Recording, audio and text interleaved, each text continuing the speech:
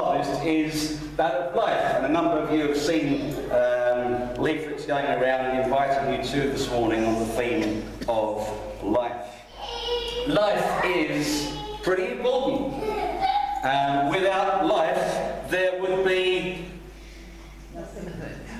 a mixture of opinions. That's interesting.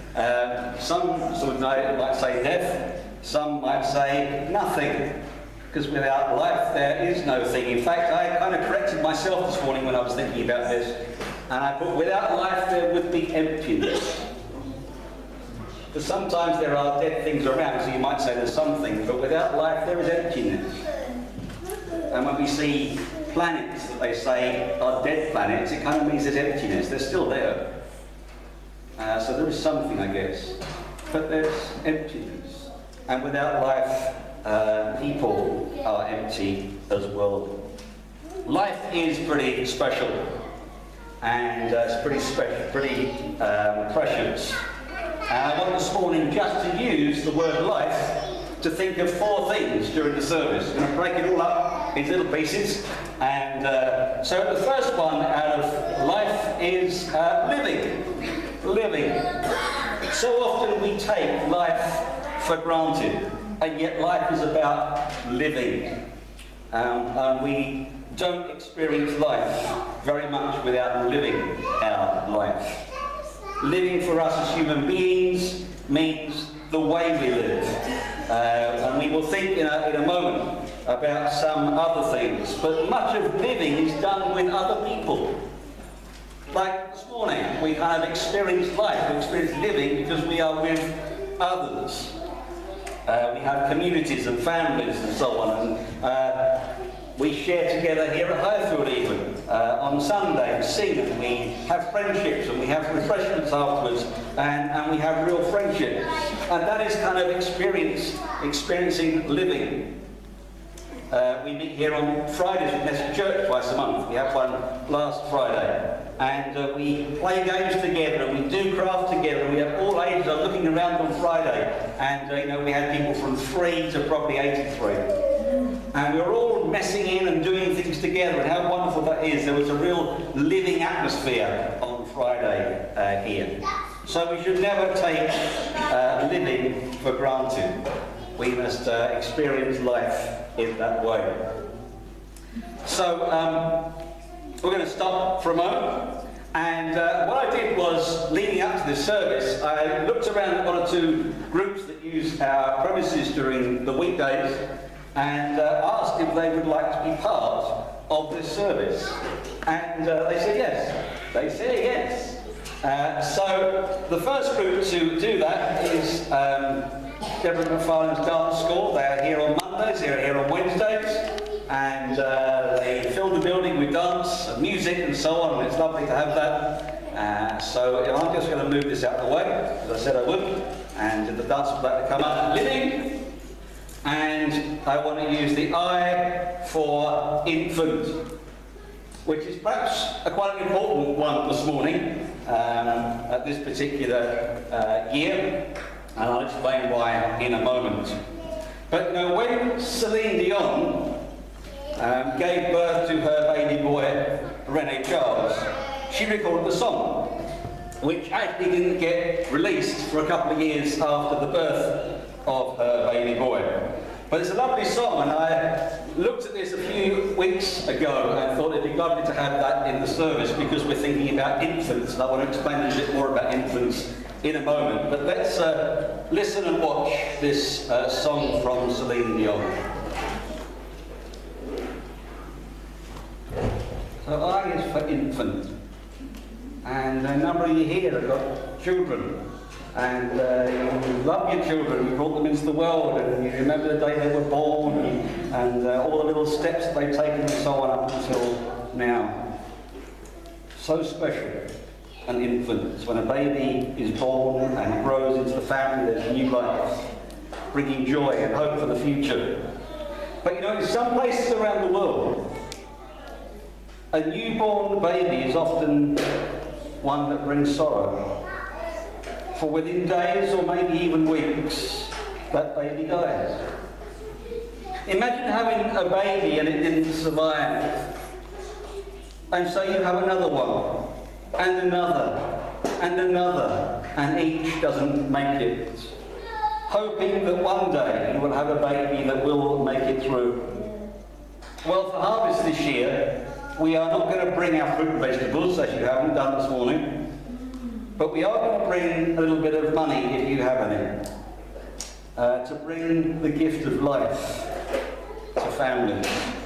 The Baptist Missionary Society are working in Afghanistan, and they have made harvest time their kind of project to present to churches. And I want to show this video because it talks of mothers in Afghanistan who went through that situation of having baby after baby after baby and not seeing them live. And the answer was very simple. And we could help bring that simple answer to those mothers. So have a watch of this video and see what it is that we could do. What's people's favourite food? Anyone got a favourite food? What do you like eating? What do you like eating? Any ideas? Yeah. What do you want? Potatoes. You like potatoes? They're good for you, aren't they? Yes. What do you like? Lettuce. Whoa, you're very, very healthy today, aren't you? Yep. Red peppers. Oh, yes. Apples. Yes. Okay. I'm going to quickly have a look around because we haven't got a display. So we've got potatoes. We haven't got lettuce, I don't think. We've got apples. We've got onions.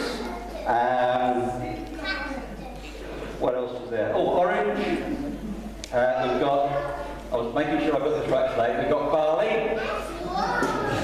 And we've got wheat. Okay?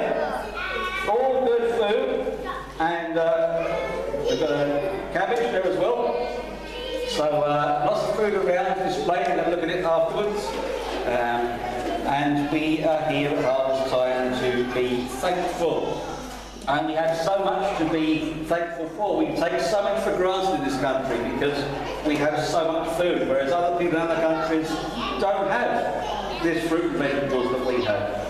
So we need to be very thankful for our God to provide us with all this wonderful food.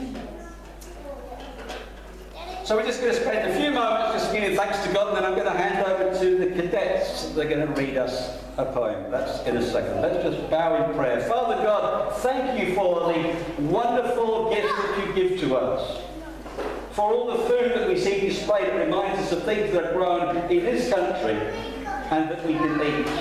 We're also reminded of water that we can drink, and we're thankful that we can be refreshed in that way. For all your good gifts, we give you thanks. Amen. Amen. Now, on Thursday evenings, eternity, eternal. We think about life. The Bible has so much to say about eternal life. That is not so much always just here, but thinking about the whole of our existence. When we think about life, we so often think about the now. The now, what we're doing now. We buy food for this week. We drink 2 litres of water a day, don't we? To keep us hydrated and so on. We might get a snack because we feel hungry now and I need to have a little snack to keep me going. Or maybe we think a little bit further ahead and we perhaps plan our food for Christmas or a meal that we're going out to or whatever. But pretty much it's about today, it's about the now that we're living in. And life is for living, not to have an emptiness, but to have a fullness. And I wonder, is life full for each one of us? We shouldn't waste life, but we should live out that life and believe that there is an afterlife. So many people, we did a survey around the country. If you believe in afterlife, there would be a vast majority of people that say, yeah, I believe there is something after this life here on earth. There is some kind of eternity to go to. Many believe in that. And yet it's interesting that so few prepare for it.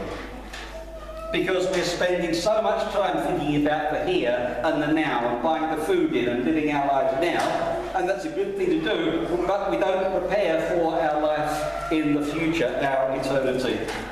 That's amazing, I think. All of our energy is going on the here and the now. And yet we should believe in an afterlife as well. I'm not going to spend time giving a hard sell on anybody. I'm going to give you 2 things in 2 minutes. That's a minute each. Okay, you can time them if you like. Hopefully it'll be less. So Jesus Christ said in the Bible, we read in John 6:35, Jesus said, "I am the bread that gives life. No one who comes to me will ever be hungry again. No one who has faith in me will ever be thirsty again." And then one other verse from John's Gospel, one familiar to many of you, I'm sure. God loved the people of this world so much that he gave his only Son, that whoever believes in him will have eternal life. So that's one thing in 1 minute. Second thing in the second minute, you came here today. And I hope you've enjoyed being here today. And perhaps it got you thinking about your conception of church and what church is.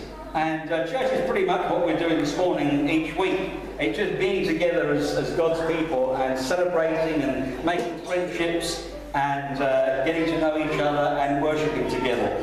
And if you want to know more about Highfield Church, we have got some welcome packs, and they're around at the back. If you ask for one, or if you find it on the shelf over there, do take that with you, because it just tells you all about what we do and who we are, and there's even a couple of free gifts in there as well. If you want to know more about the church, you want to tour around, then just ask and we'll show you around the building. You are most welcome. Okay, 2 things in 2 minutes. I'm going to skip even the next thing as well because of time. I just want to keep it short and sweet, and I don't want to spend